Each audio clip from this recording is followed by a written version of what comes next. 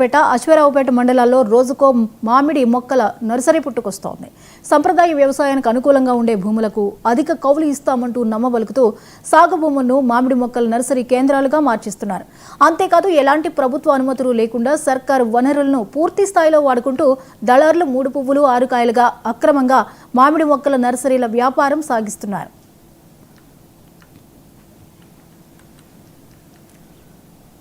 అనుమతి లేని బోర్లు, అక్రమ విద్యుత్ కనెక్షన్లు, అక్రమ ఎర్రమట్టి, జీరో బిల్, ఇలా ఇక్కడ ప్రతిదీ అక్రమంగానే సాగుతుంది. అధికారులు మాత్రం ఇటువైపు చూసిన పాపాన పోవడం లేదు. భారీ స్థాయిలో అక్రమ పద్ధతిలో నర్సరీలు నడుస్తున్నాయని స్థానికులు అధికారులకు ఎంత బొరబెట్టుకున్నా పట్టించుకోవడం లేదని ఆరోపణలు వస్తున్నాయి. ప్రభుత్వం నుంచి ఎలాంటి అనుమతులు లేకుండానే ఇక్కడ నర్సరీలను కొనసాగిస్తున్నట్లు తెలిపారు. నర్సరీలు సాగవుతున్న మొక్కలను గుర్తించేందుకు బోర్డులు సైతం ఏర్పాటు చేయడం లేదని మండిపడుతున్నారు.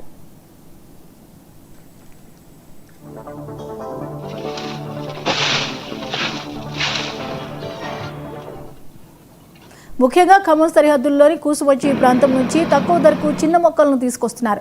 అందులో రాత్రికి రాత్రి దొంగచాటుగా తరలించిన ఎర్రమట్టిని నింపి అక్రమ మార్గంలో తీసుకున్న విద్యుత్ కనెక్షన్ల ద్వారా అనుమతి లేని బోర్లతో ఇష్టానుసారంగా నడుపుతున్నారు.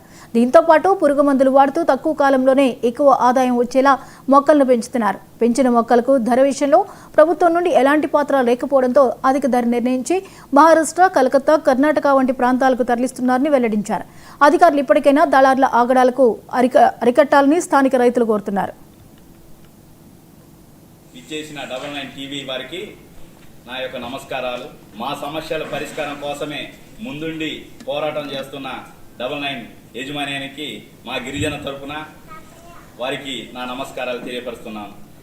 ముఖ్యంగా మా సమస్య ఏమిటంటే అసరాపేట మండలం, దమ్మపేట మండలం, ఈ యొక్క పరిసర ప్రాంత నివాసి అయిన నేను, కారం శ్రీరాములు అనే నేను, నాకు తెలిసిన సమాచారం మేరకు ఈ 2 మండలాలలో మరి ఆదివాసి ప్రాంతం, గిరిజన ప్రాంతం, ట్రైబుల్ ఉన్న ప్రాంతం, మరి ఇక్కడ ఉన్న గిరిజనులంతా కూడా రకరకాల వ్యవసాయ విధానాలలో ఉన్నా కూడా ఇక్కడ అత్యధికంగా నర్సరీ కార్యక్రమం, నర్సరీ పెంపకాలు నిర్వహిస్తున్నారు అసరాపేట మండలం, దమ్మపేట మండలంలో. ఈ నర్సరీలు కూడా పర్మిషన్లు ప్రభుత్వాలే ఇవ్వాలి. ఆ ప్రభుత్వాలు ఇచ్చేది కూడా ట్రైబుల్ పేరు మీద ఇస్తున్నారు నర్సరీలు. మరి ఆ నర్సరీలు నాన్ ట్రైబుల్ ఏమో నర్సరీల పేరుతో మరి దరఖాస్తు పెట్టి ట్రైబుల్ని అడ్డుపెట్టి నాన్ ట్రైబుల్ మరి ఆ నర్సరీలు నిర్వహిస్తున్నారు. ఈ నాన్ ట్రైబుల్ నిర్వహిస్తూ ఉన్న భూములు కూడా గిరిజన ప్రాంతానికి, గిరిజనులకు సంబంధించినయే.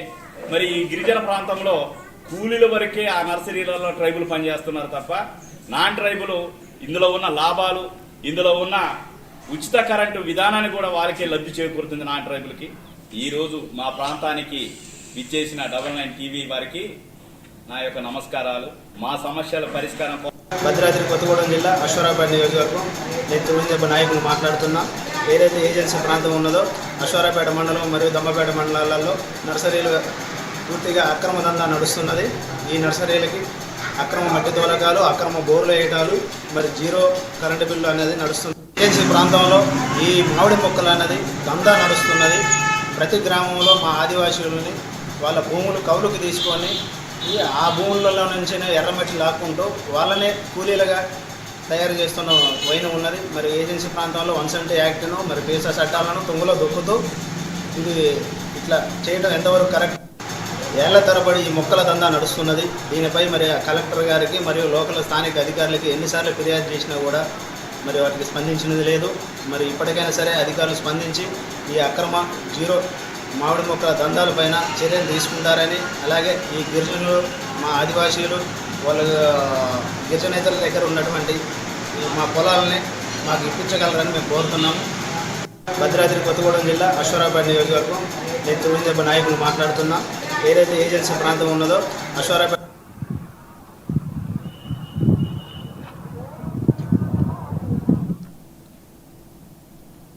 రాజంపేట BSNL